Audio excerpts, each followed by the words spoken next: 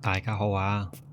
咁之前就同大家分享過話，我最近就見到有一個嗰啲叫做一句説話啦，跟住就我自己就覺得自己仲未夠資格可以講呢一句説話係點樣解釋嘅。咁呢一句説話咧，就今日同大家分享下啦。因為一年嘅開始，咁就再用多啲時間去理解啦。咁嗰句説話咧，就係叫做我有人志在人間。咁如果咧你係用 Google 去搜尋嘅話咧，你會發覺咧係冇解釋嘅。咁你發覺咧都係張惠妹嘅人志啊。跟住咧就係歌詞啦，譬如詞曲網裏面咧就有我有人志在人間啦嘅歌詞啦。咁譬如你會覺得咧，我想翱翔在藍天，卻有人志在人間。如若腳下無羈絆，任憑世事如那般。我想順風去揚帆，卻有人志在人間。總見白頭夜塵煙，人生一世孝為先。跟住我想南夢到明天，卻有人志在人間。咁有啲好美篇啦，呢個就話我有人志在人間啦，即係又有 YouTube 又有其他嘅主播講過話我有人志在人間啦。跟住你會發覺咧，其實係好多嘅題目都有人志啦。跟住呢一個抖音就話人志依家係咩嘅網絡用語咧？其實係有個新嘅意思嘅。嗰個意思咧，大家可以自己上網去搜尋嘅，因為我唔係好認同佢嗰個意思嘅。好啦，跟住一個 X 亦話多謝以前的自己，讓我有人志在人間啦。咁呢句説話都好易理解啦。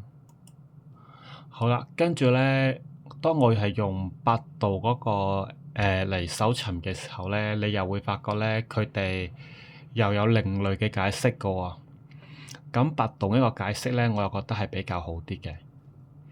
好啦，我有人志在人間係咩意思咧？就係話一種隱喻表達，通常指個體因對家人、父母、子女、伴侶嘅強烈責任與情感羈絆，而不得不對生活中的壓力或困境。這一說法反映了現代人在家庭責任與自我生存之間的複雜心理。好啦。咁呢一個又係有啲人間嘅解釋啦。好啦，跟住呢啲就係一啲都係人志嗰啲歌名啦。好啦，跟住咧又係話啲咩人間，我有人志在人間嘅詩篇啦。咁你就會發覺咧，其實網絡上面咧真係冇一個咩即係一個叫做好嘅解釋嘅。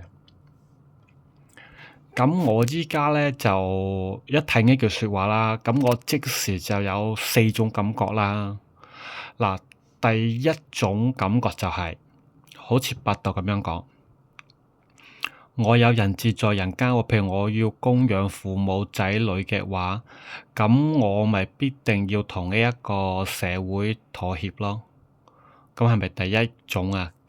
好啦，譬如第二種嘅講法，譬如我有父母仔女喺人間喎，咁我係唔係要改善呢一個人間，令到我個父母仔女活得更加好咧？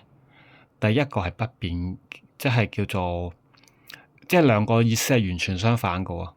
好啦。咁如果下一句又係另一種意思嚟嘅喎，第三種嚇，我有人質在人間。假如我相反嘅意思就係我冇人質在人間咧，咁我咪唔需要妥協，我躺平咪得咯。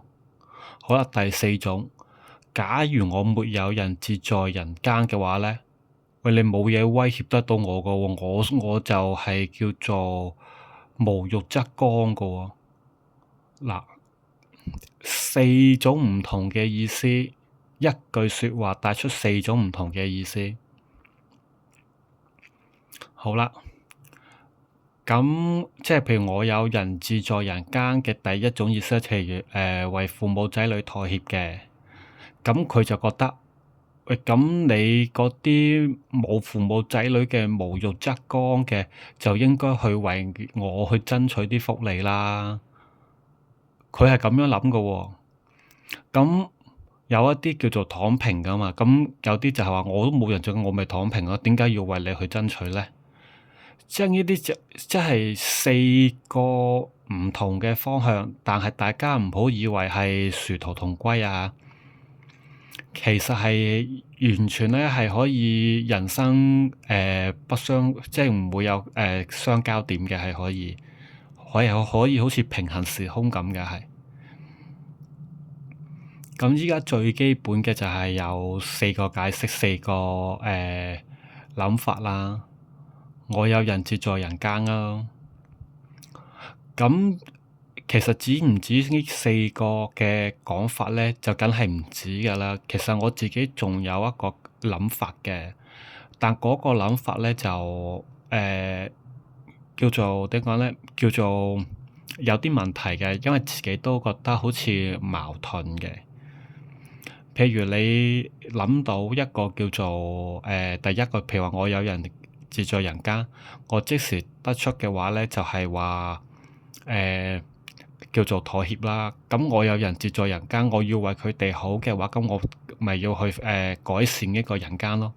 就係叫做即係你可以話係一種反抗，亦係可以話係一種叫做建設。咁兩個完全係唔一樣喎。咁你諗到一個思路嘅時候，只需要諗個相反嘅思路嘅時候咧，應該係自然唔一樣噶嘛。但係我依家諗嘅第五種講法咧，就係居然咧，我依家講嘅係一樣，但係我相反講嘅時候又係一樣，兩個結論咧都指向一樣，咁必然咧係嗰個諗法係錯嘅，所以我覺得我自己仲係唔夠料係講呢一個話題嘅。我有人質在人間，咁呢一個話題就好難理解啦。咁我自己之前都有一個話題咧，都係用咗好耐嘅時間咧去理解嘅。就嗰句説話咧，就係好耐之前已經有人開始講嘅，就係話羊毛出在豬身上，最後唔係羊毛出自狗身上，最後由豬埋單。呢句説話咧，其實都係嗰啲經濟學上面嘅一啲叫做名句嚟㗎啦。咁大家都知道最出名嗰句名句咧，就係別人貪婪時我恐懼，別人恐懼時我貪婪啦。呢一句名句咧就超勁啦，因為最近巴菲特都退休啦。咁第二句對我自己有好深嗰個影響嘅名句咧，就係叫做拖狗散步咯。咁拖狗散步嘅理論咧，就係話嗰個經濟同埋嗰個股票咧，應該係會最終係一致嘅。咁即係嗰隻狗就係股票啦，可以行高行低，行高行低啦。但你發覺如果經濟好嘅時候，樓市會升，股市會升噶嘛，人工會加噶嘛。但係你發覺經濟差嘅時候咧，就應該係嗰個叫做股市會跌，樓市會跌，人工會減噶嘛。呢啲就係好一致嘅，即係咁啊。但係你會發覺會有啲相反噶嘛，就係譬如好似依家咁啦，經濟係差嘅時候咧，樓市又係差啦，但係股票咧係可以升得好誇張噶嘛。咁呢一個咧就係股票嘅術語咧，叫做背馳咯。咁好似嗰隻狗其實係會行遠咗，或者行後咗，或者叫做行得太前，但係過一段時間咧，佢都係會行返去主人嘅身邊嘅。所以譬如今日嗰個叫做開市啦，跟住收市就升咗700幾點啦。咁如果你淨係睇今日嘅話咧，你係睇唔明嘅。你係睇到話佢係升700幾點，但係其實咧佢今日嗰個成交量咧係好少嘅。咁成交量不足啦，或者叫做唔合理啦。咁其實有其他意思啦。咁其他意思咧都係可以有好消息嘅意思，亦可以有唔好消息嘅意思嘅。睇下點樣解讀佢出嚟咯，一樣係合理嘅。咁你就會發覺其實你只需要睇埋下個星期一嘅時候咧，個市又係跟住會點啦。依家好多人都係會講一句就係話股市你可以掂，但係樓市你唔好掂。但係如果經濟好嘅話咧，其實股市、樓市都係可以掂。但係依家經濟係差嘅時候咧，佢已經係可以好肯定咁樣講話樓市唔好掂。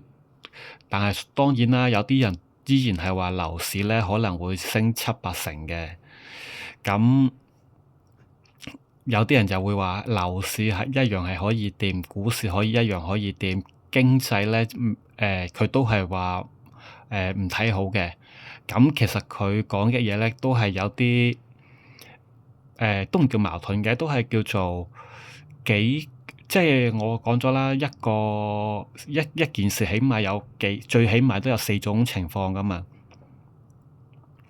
咁佢依家就係講咗4種情況裡面嘅一種咯，其實絕對唔止4種情況嘅，亦仲有種混合情況噶嘛。即係混合情況可以即係可以點樣講咧？即係你當 A、B、C、D 啦，就可以 A、B、A 啊，跟住 A、B、C 啊，跟住 A、B、B 咁噶嘛。即係可以好多嘅組合嘅，就真係唔會係話係單一嘅組合嘅。咁呢一個我有人質在人間咧，其實嗰個組合咧應該都係好多噶，所以我依家又係開始用多一啲嘅時間咯，去了解呢一句説話咯。其實有啲説話咧，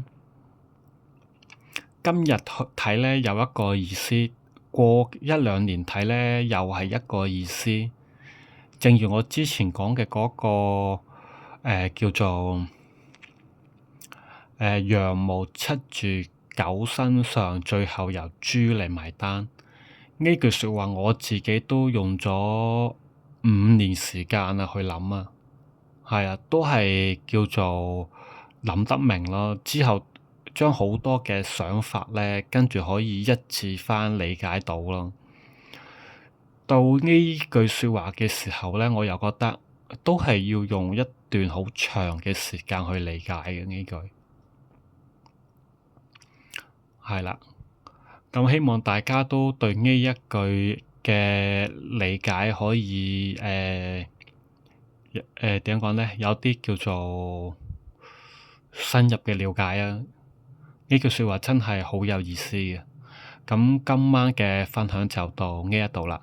鍾意個視頻嘅話咧，就撳訂閱同埋分享畀更加多嘅人知道啊！多謝晒咁多位，拜拜。